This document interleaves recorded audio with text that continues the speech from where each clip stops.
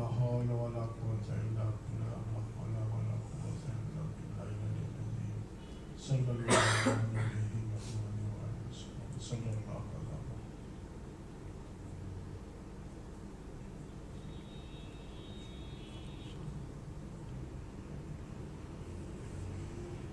صلی اللہ علیہ نبی صلی اللہ علیہ حبیبہ محمد وعلیہ وسلم. یہ درود شریف بھی منسوب ہے مجدد صاحب رحمۃ اللہ علیہ مجدد ہی کہتے ہیں اس کو. بیچ میں جو ہم نے یہ خطبہ 7 بار لا حول ولا قوة الا باللہ العلی العظیم پڑھا، یہ حضرت مجدد صاحب رحمۃ اللہ علیہ کا ختم، اور جب ہم ختمات کی مجلس کرتے ہیں اس میں بھی ہوتا ہے، تو یہ حضرت مجدد صاحب کا ختم ہے. ان ختمات کا اثر یہ ہوتا ہے، کئی فائدے ہیں اس میں. ایک فائدہ یہ ہے کہ ان بزرگوں کی ارواح متوجہ ہوتی ہے. خصوصی مختصر ہم نے درود شریف بھی وہی ان سے منسوب ہے، اور ان کے سارے ثواب کے لیے اور یہ لا حول ولا قوة الا باللہ لا حول ولا قوة الا باللہ، یہ ختم بھی مجدد صاحب رحمۃ اللہ علیہ کی روح کے ثواب کے لیے واسطہ ہوتا ہے.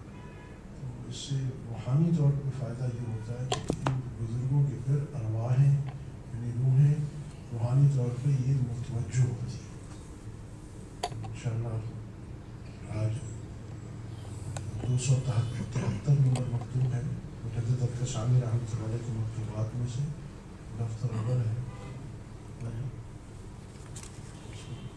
اعوذ باللہ من الشیطان الرجیم، بسم اللہ الرحمن الرحیم. مکتوبات حضرت مجدد الفسانی رحمۃ اللہ علیہ، مکتوب نمبر 273، دفتر اول. مرزا حسام الدین احمد کی طرف صادر فرمایا اس بیان میں کہ سالک کو چاہیے کہ اپنے شیخ کے طریقے کو لازم جانے اور دوسرے مشائخ کے طریقے کی طرف التفات نہ کرے، اور اگر واقعات اس کے خلاف ظاہر ہوں تو ان کا کچھ اعتبار نہ کرے، کیونکہ شیطان زبردست دشمن ہے اور اس کے مکر و فریب سے غافل نہیں ہونا چاہیے. اس کے مناسب بیان میں اب سورہ اعراف کی آیت نمبر 43 ہے کہ اللہ تعالیٰ کی حمد ہے جس نے ہم کو ہدایت دی، اور ہم ہرگز ہدایت نہ پاتے اگر اللہ تعالیٰ ہم کو ہدایت نہ دیتا. بے شک ہمارے رب کے رسول حق بات لے کر آئے ہیں. اللہ تعالیٰ ان رسولوں پر پوری صلوات اور کامل تحیات نازل فرمائے. آپ کا التفات نامہ جو آپ نے مہربانی فرما کر. اس سے پہلے کہ انشاءاللہ مکتوب شروع ہو، مگر یہ ضروری ہے کہ اس کا عنوان بھی سمجھ لیں. حضرت اس کے عنوان میں جو لکھا ہے، عنوان کیا ہے کہ یہ ضروری ہے کہ شیخ کی طرف جو مرید ہے وہ اپنے شیخ کے طریقے کی طرف توجہ دے، اپنے شیخ کو فالو کرنے کی، اس کی اتباع، اس سے سیکھنے کی کوشش کرے. دوسرے مشائخ، دیکھیں ہر ٹیچر کا انداز تربیت کا الگ ہوتا ہے، مزاج الگ ہوتا ہے.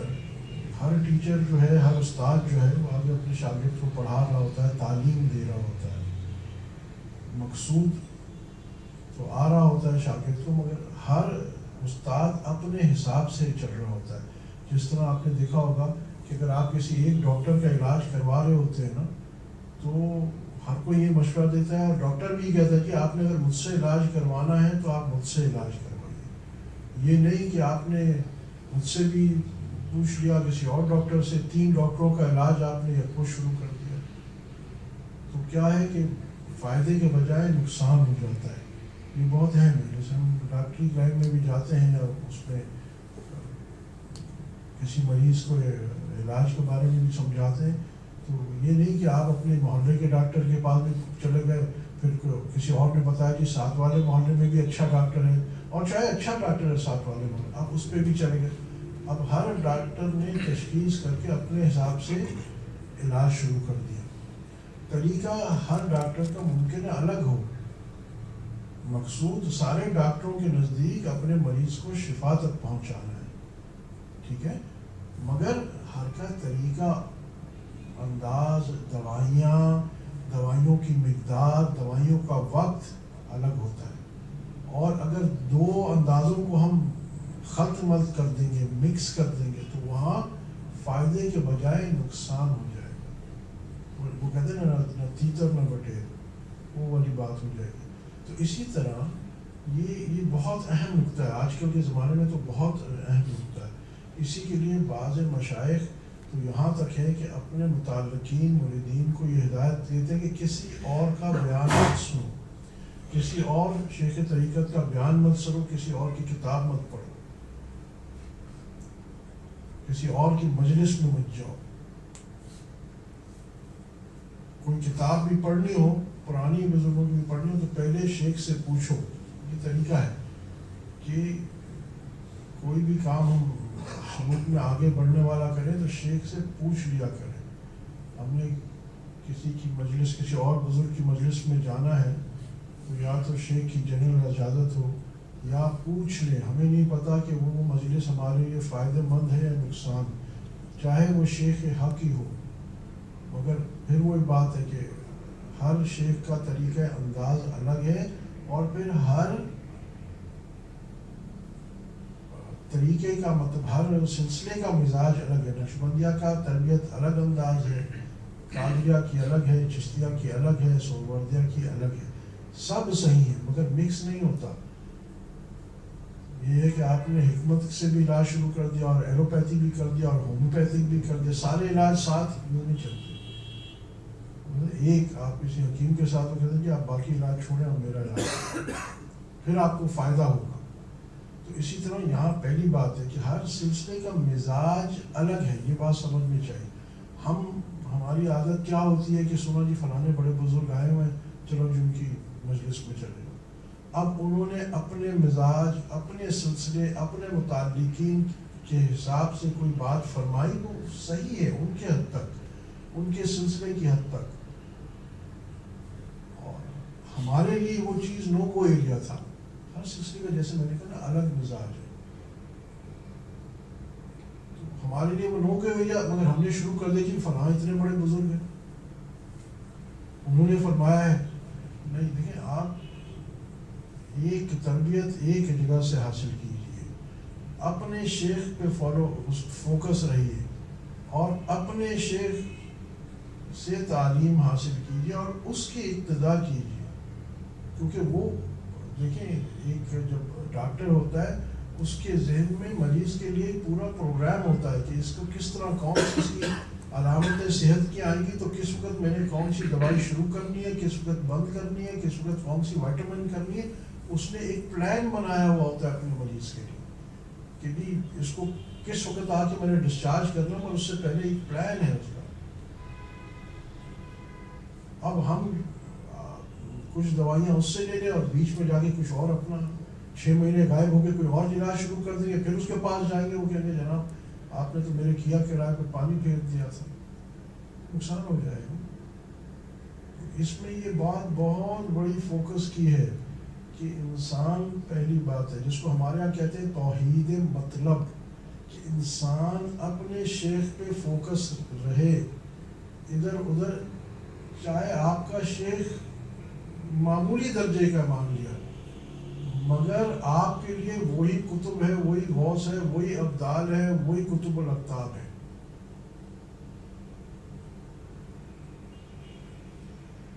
حضرت میرے بزرگ کا نام یاد نہیں آ رہا، شاید خواجہ نقشبند رحمۃ اللہ علیہ تھے، کہ پچھلے دنوں نے بھی کیا تھا یہ بات، ان کو ان کے شیخ نے کسی کام کے لیے کہیں بھیجا، کسی شہر میں واپس آ رہے تھے تو رستے میں گھوڑے پہ حضرت خضر علیہ السلام آئے اور ان کو روکا کہ بھائی تھوڑی دیر ٹھہرو، تم سے بات کرنی ہے. تو انہوں نے کہا نہیں، مجھے اپنے شیخ کے پاس پہنچنا. وہ 3 بار روکا مگر وہ سیدھا اپنے شیخ کے پاس پہنچے. جب شیخ کے پاس پہنچے تو شیخ نے پوچھا جب خضر علیہ السلام نے تمہیں روکا تم کیوں نہیں رکے؟ تو انہوں نے کہا مجھے پتا تھا یہ خضر علیہ السلام. انہوں نے کہا کہ میرے خضر، میرے رہنما تو آپ ہیں. یہ توحید مطلب. بہت خوش ہوں ہیں میرا خضر، مگر آج ہماری یہ کیا عادت ہے، کبھی ادھر کھدا کریں کبھی ادھر کھدا کریں، کبھی اس کا بیان کبھی اس کا بیان، نہ ادھر کے رہے نہ ادھر کے رہے، نہ خدائی ملا نہ وصال سلام. یہ اس وجہ سے ہو رہا ہے. تو ایک بات تو یہ ہے کہ بہت اس دور میں ضروری ہے کہ ہم اپنے شیخ سے پوچھے بغیر کتابوں کا مطالعہ بھی شیخ کو بتا کے کریں. بعض کتابیں ہمارے لیے نقصان دہ ہوتی ہیں. کیوں نقصان دہ ہوتی ہے؟ چاہے وہ تصوف کی اوتھینٹک کتابیں کیوں نہ ہوں، کیونکہ ہماری ابھی اس کو ہضم کرنے کی استعداد نہیں ہوتی. اور ہم کیونکہ تصوف میں بعض کلام جو ہوتا ہے وہ اشارے ہوتے ہیں، کچھ حقائق کی طرف اشارے ہوتے ہیں جو عام آدمی اگر اس کی سطحی معنی پہ اگر لے، جیسے میں عموماً غلام فرید رحمۃ اللہ علیہ کی کہتا ہوں کہ کیا وہ تیرے عشق نچایا کر کے تھیاں تھیاں. تو اگر آپ ایک انسان سوچ رہا ہے کہ بھائی یہ تو اللہ والی بات کو دین کی بات بتا رہا ہے کہ کسی عورت کے عشق میں آدمی ناچے تھیاں تھیاں کر کے، ناچنا تو حرام ہے اور یہ حرام ہے، مگر اس کی کلام کی حقیقت کیا ہے؟ معرفت الہی کی بات کر رہا، اللہ کے عشق کی بات کر رہا، مقام فلاح بقا کی بات کر رہا. اب جو اس چیز کو سمجھے گا اس کو تو یہ کلام، وہ کتاب پڑھے گا اس میں فائدہ ہوگا. جو نہیں سمجھے گا اس کو فائدے کے بجائے نقصان ہوگا. جیسے ایک ٹیچر جانتا ہے کہ میرے اسٹوڈنٹ میں ابھی کون سی کتاب پڑھنے کی استعداد آئی ہے. کبھی آپ نے سوچا ہے کہ اداروں میں چاہے وہ لٹریچر کی کتاب ہو، وہ جولیس سیزر کلاس 2 میں نہیں پڑھاتے، وہ آگے او لیول میں جا کے جولیس سیزر پڑھائیں گے. کیوں؟ پڑھ تو کلاس 2 کا بچہ بھی سکتا ہے، وہ جے کر کے پڑھ تو لے گا وہ، مگر اس کی کسی کام کا نہیں سمجھ نہیں پائے گا. تو مقصود تھا اس کو خود سمجھ میں نہیں آئے گا، جب اس کا وقت آتا ہے پھر اس کو دی جاتی ہے. اسی طرح دینی مدارس میں جیسے میں نے آپ کو کہا کہ پہلے درجے میں اولا میں جا کے صحیح بخاری ہاتھ میں نہیں تھماتے، آخر میں جا کے 8ویں سال میں صحیح بخاری دیتے، تاکہ بندے میں اس کو سمجھنے کی اس کی استعداد پیدا ہو جائے. تو یہ استاد سمجھتا ہے، یہ شیخ سمجھتا ہے. تو ایک تو یہ بات ہے، ہماری تو عادت ہے کہ ہم پوچھے بغیر جی ادھر فلانے اجتماع میں چلے گئے اور فلانے چلے میں چلے گئے اور فلانے کے ساتھ اعتکاف کر لیا. شیخ سے پوچھو تو صحیح ہے. اپنے پیر مت بنو، اپنے پیر مت بنو. جب تم نے کسی کے ہاتھ میں اپنی لگام دی ہے تو پھر اپنی مت چلاؤ. مسئلہ ہمارا یہ ہے، ہم چاہتے ہیں ہر چیز میں اپنی چلائیں، اپنے پیر خود بنے، اور پھر وہ سوائے ہلاکت کے کچھ نہیں ہے. ایک نقطہ. دوسرا نقطہ یہاں جو ابھی مکتوب آئے گا وہ بات اور سمجھ میں آ جائے گی. ہر سلسلے کا الگ مزاج ہے، ٹھیک ہے. کچھ چیزیں جیسے ہمارے سلسلے میں کا ایک مزاج ہے کہ یہاں سما پہ زور نہیں ہے، یہاں قوالیوں پہ زور نہیں ہے. سلسلہ نقشبندی کا ایک اپنا انفرادی مزاج ہے. سلسلہ چشتیہ ہو گیا یا دوسرے سلاسل میں وہاں سما رائج ہے، وہاں سازوں کے ساتھ تو نہیں مگر اس کے بغیر سما کی مجالس ہوتی تھی. اس سما کی مجالس کی بھی اپنی شرائط ہے کہ آج کل کی طرح نہیں کہ آج تو ہمیں معذرت کے ساتھ پتہ نہیں چلتا کہ کوئی ڈسکو کی گانا چل رہا ہے یا کوئی نعت چل رہی ہے. ایسا نہیں تھا. سما کی مجلس کے لیے امام غزالی رحمۃ اللہ نے شرائط رکھی ہے کہ سارے لوگ کوئی عمرت لڑکا نہ ہو، کوئی مکس گیدرنگ نہ ہو، سب صاحب حال ہوں، سب صاحب مقام ہوں. بہت ساری شرائط ہیں. اور ہمارے نقشبندیہ میں حضرت خواجہ نقشبند رحمۃ فرماتے ہیں کہ ہمارے سلسلے میں یہ چیز نہیں ہے، مگر چونکہ دوسرے سلسلوں کے میں رائج ہے تو ہم اس کے بارے میں خاموش ہیں، ہم کچھ نہیں کہتے. ہم یہ نہیں کہہ رہے ہیں صحیح ہے غلط ہے، بس ہمارے یہاں نہیں، ہمارا طریقہ علاج یہ نہیں ہے. ٹھیک ہے. مطلب ایک ہومیوپیتھ ڈاکٹر کہتا ہے کہ جی ٹھیک ہے، ایلوپیتھک ڈاکٹر فلانی میڈیکیشن استعمال کرتے ہیں، ٹھیک ہے ان کے یہاں ہے، مگر ہمارے یہاں اس طرح یہ طرز نہیں ہے، ہمارا طریقہ علاج یہ نہیں. تو بعض اوقات ایک تو سلسلوں کے مزاج کے انداز سے بھی بہت ساری چیزیں مختلف ہوتی ہیں. اور یہاں انہوں نے لکھا کہ دوسرے سلاسل میں جو چیزیں رائج ہیں، چاہے ان کو کوئی خواب میں کوئی واقعہ کہتے ہیں جیسے کوئی کشف، کوئی سامنے کچھ جاگتے میں کوئی چیز نظر آ گئی، کشف کی ایسے تو کوئی ایسی چیز میں اس کی فیور میں دلیل بھی مل گئی تو اس کا اعتبار نہیں ہے. ہم اپنی چیز پہ سٹک کریں گے ایک بار. اور ویسے بھی یاد رکھیے گا، یہ تو خیر اس سلسلے کے اعتبار سے تھا، بٹ جنرلی ایک رول آف تھم یہ ہے کہ چاہے آپ کا خواب ہو، چاہے کوئی کشف ہو، چاہے کوئی الہام ہو، اس کو ظاہری شریعت پہ ٹٹولا جائے گا. اگر وہ ظاہری شریعت پہ پوری نہیں اترتی بات تو چاہے کیسا ہی آپ نے اس خواب میں کچھ بھی دیکھ لیا، اس کا اعتبار نہیں ہے. اعتبار شریعت ظاہرہ کا ہے. یہ ایک اس سے پہلے یہ پریامبل ضروری تھا اس مکتوب کو سمجھنے کے.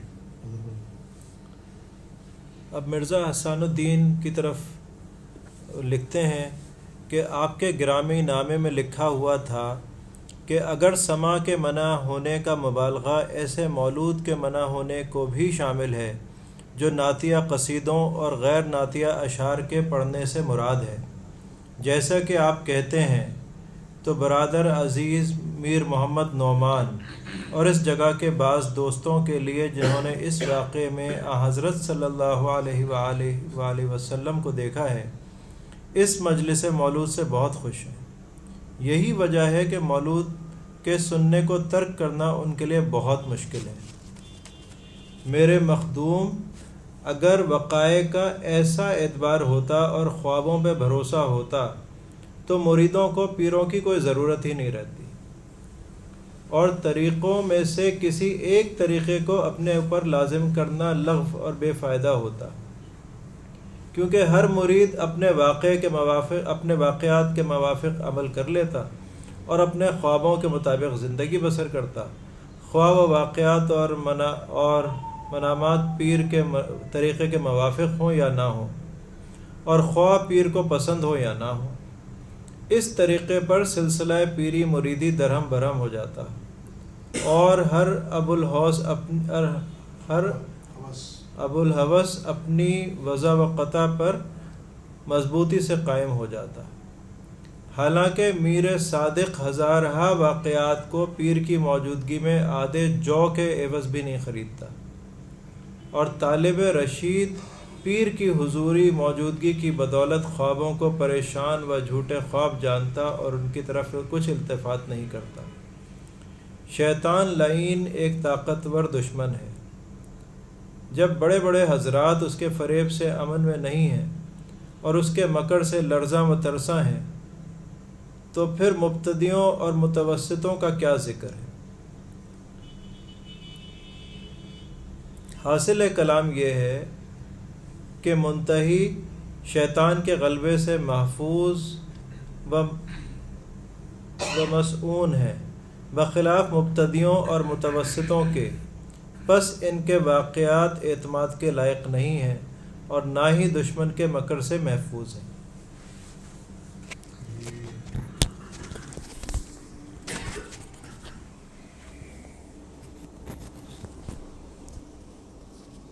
وہی بات آئی کہ مرید کو اپنے خوابوں پہ، اپنے اس قسم کے واقعات پہ ہرگز اعتبار نہیں کرنا چاہیے. اور شیخ کے آگے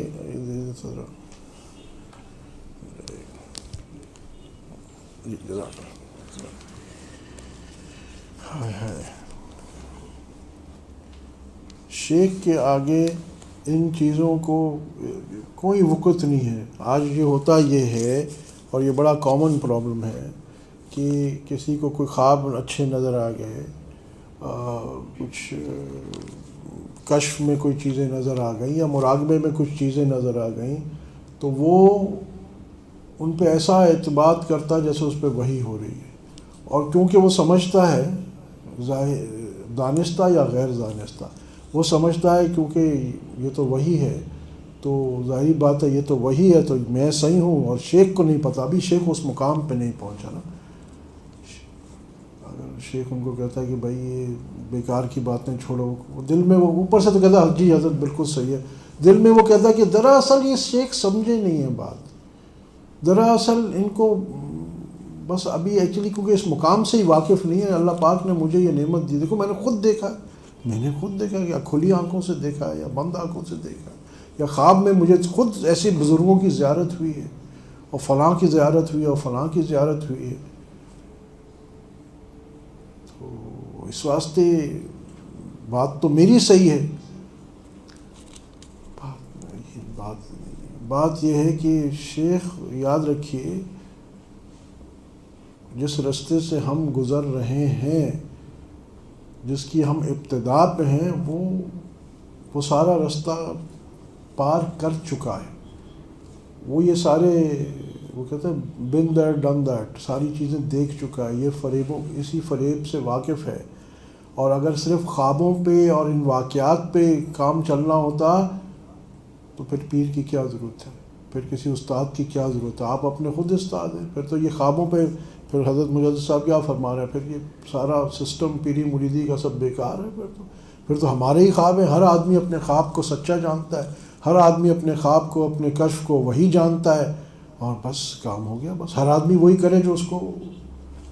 دیکھیں یہاں ایک نکتہ سمجھیے کہ قرآن پاک اللہ پاک نے چاہتے تو قرآن پاک یکمشت اتار دیتے، اور صحابہ سب عربی جانتے تھے، سب صحابہ کو قرآن پاک تقسیم ہوتا. آپ صلی اللہ علیہ وسلم کی کیا ضرورت تھی؟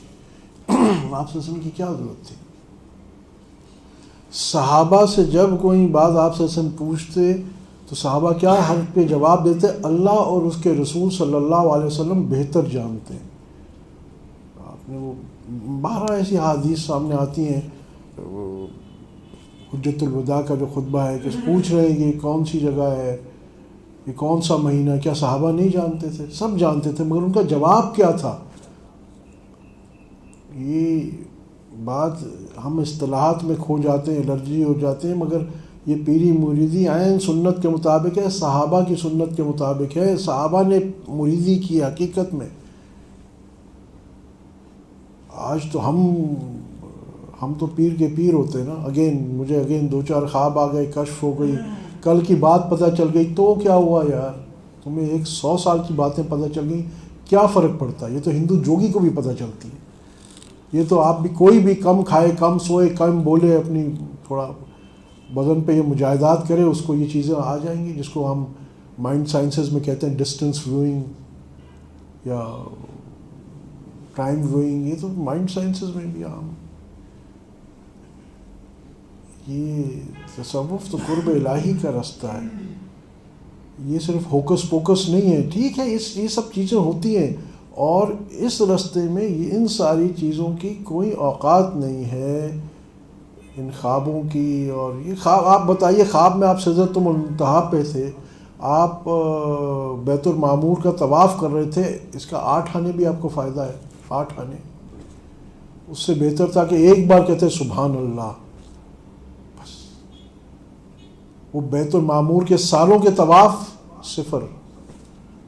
اور یہ ایک پریکٹیکل سبحان اللہ کہنا لامتناہی ویلیو رکھتا ہے. تو یہاں یہ مگر آج کل ہمارا بالخصوص طالب مولا ہم نہیں رہے، ہم طالب کیفیت ہیں. جو لوگ اگر دنیا کی حرص میں ظاہراً نہیں آتے تو وہ دراصل اندرونی طور پہ حب جا کی حرص میں آتے ہیں. اگر حب مال نہیں ہوتا تو انر فیلنگ ان کی یا انر کریونگ جو ہوتی ہے وہ حب جا پی ہو، سٹیٹس ملے گا. چاہے وہ یہ نہ بھی کہے کہ جی منہ سے تو نہیں کہتا جی مجھے پیر بننا یا کچھ ہے، مگر اس کے اندر کی خواہش یہ ہوتی کہ مجھے پیر بننا. پیر سے خلافت نہ بھی ملے تو کوئی بات نہیں، مگر اگر مجھے یوں کشف ہوگا وہ ہوگا تو لوگ میرے آگے پیچھے ہوں گے. کیا میری بات ہوگی کہ میں لوگوں کو بتاؤں گا ارے کل دفتر مت جانا تمہاری چھت گر جائے گی، ارے کل یہ لیور بردر کا شیل لے لینا بڑھ جائے گا، اور لوگ کہیں گے یار واقعی بڑا پہنچا ہوا بزرگ. ہمارے یہاں تو بزرگی یہی ہے نا.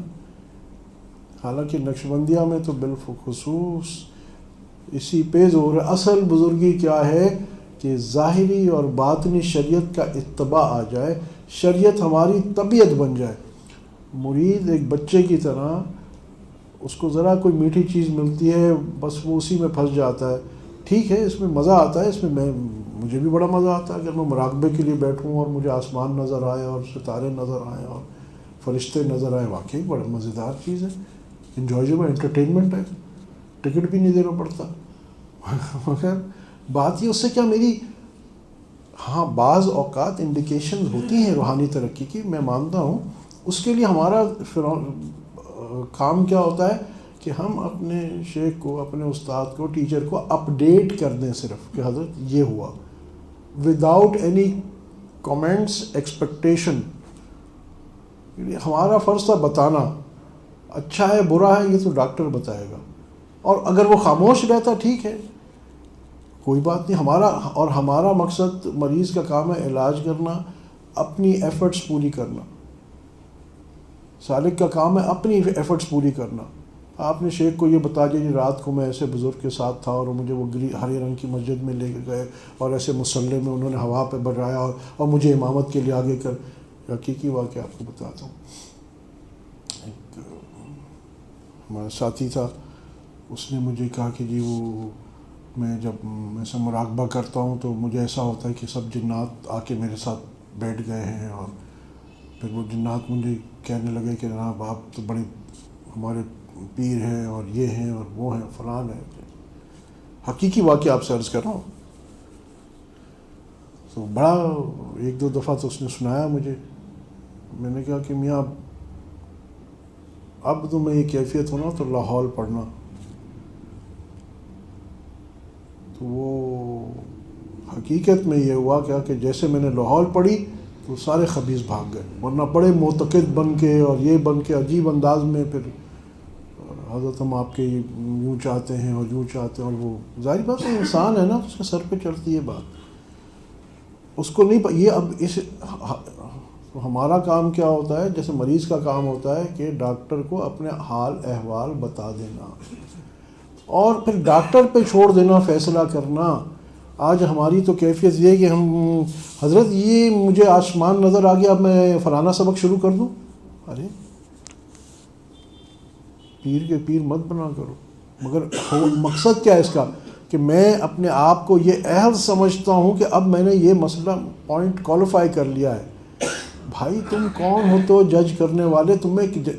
کس نے تمہیں سرٹیفکیٹ دیا کہ تم یہ جج کر سکتے ہو؟ اور جس کو سرٹیفکیٹ ملا ہوا ہے اس کو تم بتا رہے ہو کہ جناب، تو اس کا مطلب وہ تو نااہل ہے، اس بیوقوف کو تو سمجھ میں نہیں آ رہی، تمہیں سمجھ میں آ رہی. حضرت یہ سبق میرا چل رہا ہے، آگے کیا حکم ہے؟ آگے کیا حکم ہے؟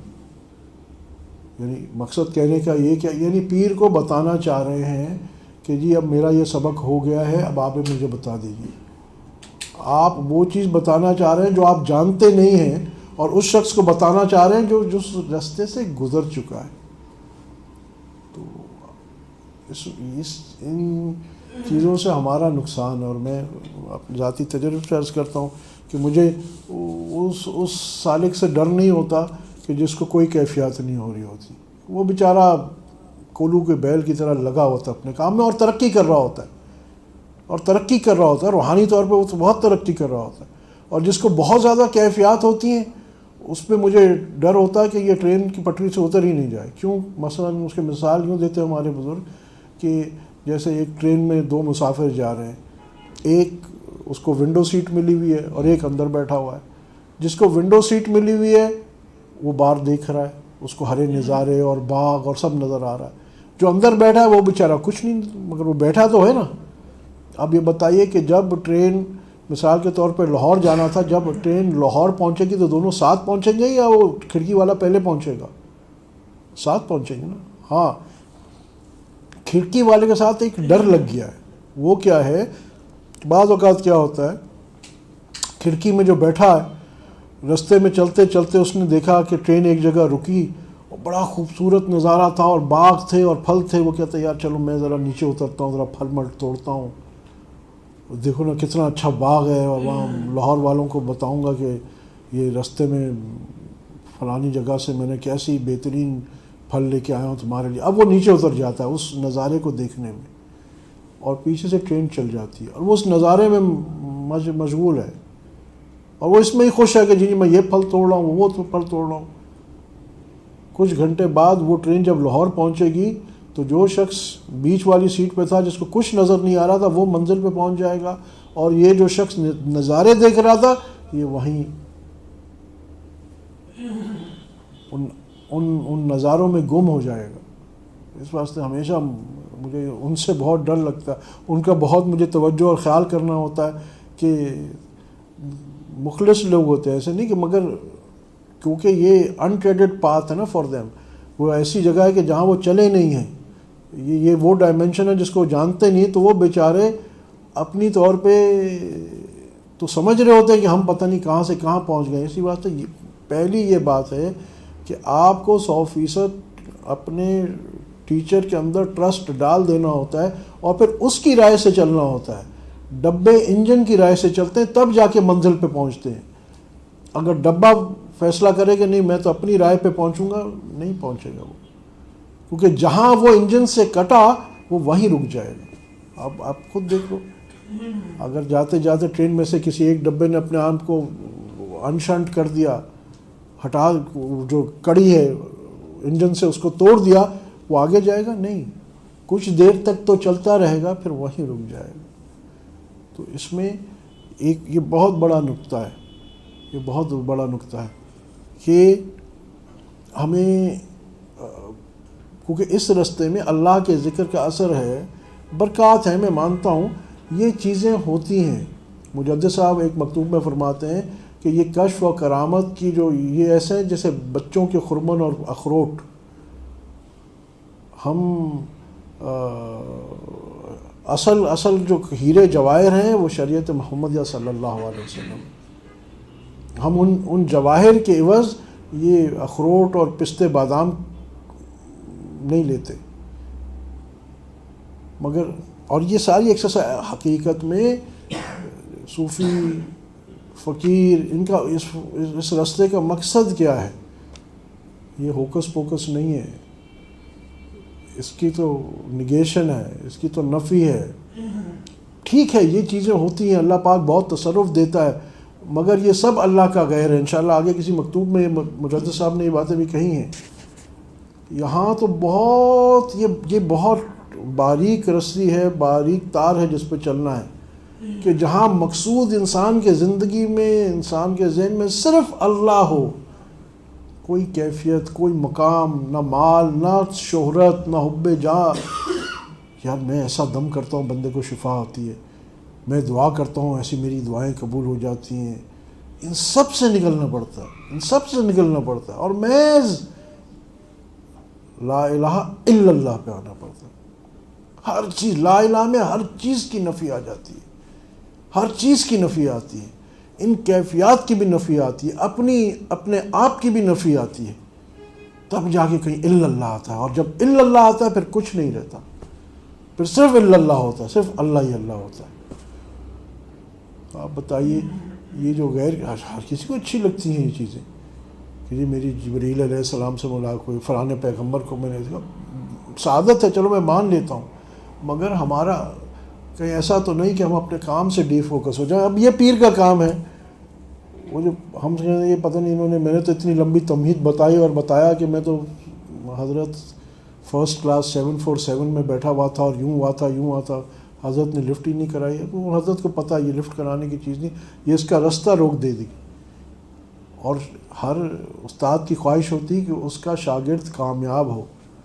یہ اظہر بھائی بیٹھے، حسان بھائی بیٹھے، ان سب کی خواہشات ہوتی کہ میرے اسٹوڈنٹ اے اسٹار لے کے آئے۔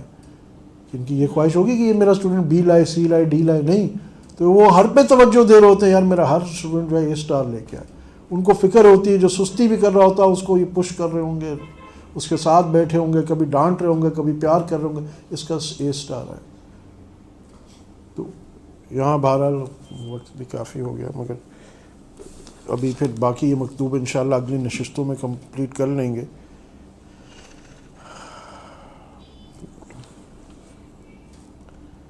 یہاں انہوں نے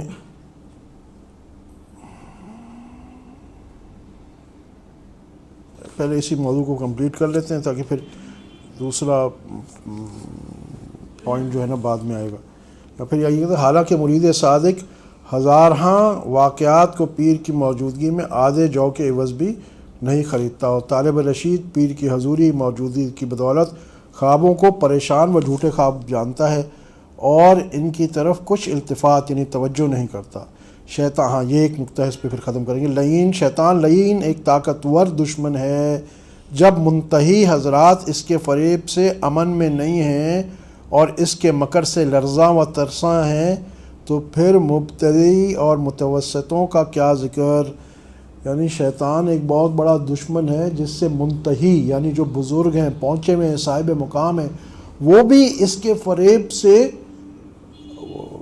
امن میں نہیں ہیں۔ وہ اس بات سے آزاد نہیں کہ بس اب ہم شیطان ہمارا کچھ نہیں بگاڑ سکتا۔ میرے خیال وہ فضائل اعمال میں ہم نے وہ پڑھی ہوگی نا، امام احمد بن حنبل رحمۃ اللہ علیہ کا واقعہ ہے شاید، کہ جب انتقال ہو کے قریب تھے تو نزا کا ایسا کیفیت طارق ہوئی تو بچوں جو صاحبزادگان تھے وہ کہہ رہے تھے کلمہ تلقین کر رہے تھے، لا الہ الا اللہ، لا الہ الا اللہ، والد کو تلقین کر رہے تھے کہ آپ کلمہ پڑھیں، اور امام صاحب رحمۃ اللہ علیہ کہہ رہے تھے ابھی نہیں ابھی نہیں ابھی نہیں۔ کتنی بڑی شخصیت امام احمد بن حنبل رحمۃ اللہ علیہ کا، ایسا ہی ہے نا، کس کو یاد ہے؟ فضائل اعمال میں ایک قصہ ہے احمد بن حنبل رحمۃ اللہ علیہ کا غالباً۔ تو جب وہ ہوش میں آئے تو صاحبزادگان ان کے بیٹوں نے پوچھا کہ حضرت ہم آپ کو کلمے کی تلقین کر رہے تھے، آپ فرما رہے تھے ابھی نہیں ابھی نہیں ابھی نہیں، یہ کیا معاملہ ہے؟ انہوں نے کہا دراصل بات یہ کہ تم تو کر رہے ہوگے مگر مجھے تمہارا ہوش نہیں تھا، میں یہ دیکھ رہا تھا کہ شیطان مردود میرے پاس آیا ہے اور شیطان کہہ رہا ہے اے احمد بن حنبل رحمۃ اللہ، میرے دنگل سے تو میرے جنگل سے بڑھ گیا، میرے داؤ سے میرے جنگل سے اب تو نکل گیا، بچ گیا مجھ سے، اور میں کہہ رہا تھا ابھی نہیں ابھی نہیں ابھی نہیں، یعنی جب تک میرے اندر سانس ہے، سانس نکل نہیں جائے تب تک میں یہ نہیں کہہ سکتا کہ میں تیرے چنگل سے بچ گیا۔ تو منتہی اتنی بڑی اولیاء کرام جب آخری وقت اس بات کے لیے ڈر رہے ہیں کہ کہیں شیطان کے مکر میں پھنس نہ جائیں، تو جو مبتدی ہے اور جو مبتدی ہے یعنی شروع والا ہے یا متوسط ہے، جو بیچ والے لوگ ہیں، وہ اس کے فریب سے کیسے کہہ سکتے ہیں کہ ہمیں کوئی فرق، ہم اس سے محفوظ ہیں، ہمارا کشف، ہمارا الہام، ہمارے خواب، اس میں کوئی شیطانی استدراج نہیں ہے، کوئی شیطان کا عمل دخل نہیں ہے، وہ کیسے کہہ سکتے ہیں کہ جبکہ جو پہنچے ہوئے کاملین ہیں وہ کہہ رہے ہیں کہ بھائی ابھی نہیں ابھی نہیں ابھی۔ تو انشاءاللہ اب اگلے شیطان کے مکر پہ، کیونکہ یہ جیسے میں نے آپ سے عرض کیا کہ یہ عجیب عجیب انداز میں اپنے تصرف سے، اللہ نے اس کو تصرف دیا، لوگوں کو بھٹکاتا ہے۔ بہت سارے خواب جو ہوتے ہیں جن کو ہم یا کرام، جس کو ہم خوارق عادت یعنی چیزیں جو ہوتی ہیں وہ کرامت نہیں ہوتی، وہ شیطان کی طرف سے استدراج ہوتا ہے۔ ایک کرامت تو وہ ہوتی ہے جو اللہ کا کوئی خلاف قدرت، اللہ پاک کوئی خاص امر کسی اپنے ولی کے ہاتھ پہ صادر فرماتے ہیں، کرنے والی ذات اللہ کی ہے، تو وہ اس کو ہم کہتے ہیں کرامت، یہ فلاں بزرگ کی کرامت تھی۔ مگر اللہ نے یہ ایک تصرف شیطان کو بھی دیا ہے کہ وہ دھوکے کے انداز میں چیزیں لوگوں کو دکھا دیتا ہے، وہ شیطان کی طرف سے ہوتی ہے، وہ کرامت نہیں ہوتی۔ جیسے میں نے وہ جنید بغدادی رحمۃ اللہ علیہ کا مرید کا آپ سے عرض کیا تھا نا، کہ جو مجلس میں نہیں آ رہا تھا اور وہ دیکھتا تھا کہ میں تو رات کو ذکر کرتا ہوں تو گھوڑے آتے ہیں اور بڑی بگیاں آتی ہیں اور میں جنت پہ گھومتا ہوں اور فلانی بڑی پھولوں میں اور اس میں ہوتا ہوں، تو جنید بغدادی رحمۃ اللہ نے پیغام بھجوایا کہ تم لاہور پڑھ لینا، اور جب اس نے لاہور پڑھی اس کیفیت میں تو آنکھیں کھلی اور دیکھا کہ میں کچرے کی کنڈی پہ بیٹھا ہوا تھا اور سامنے وہ گھوڑے کی جگہ چوہے تھے اور اس طرح خنزیر اور سارا، وہ شیطان کی طرف سے ہے، ہیلوسینیشن۔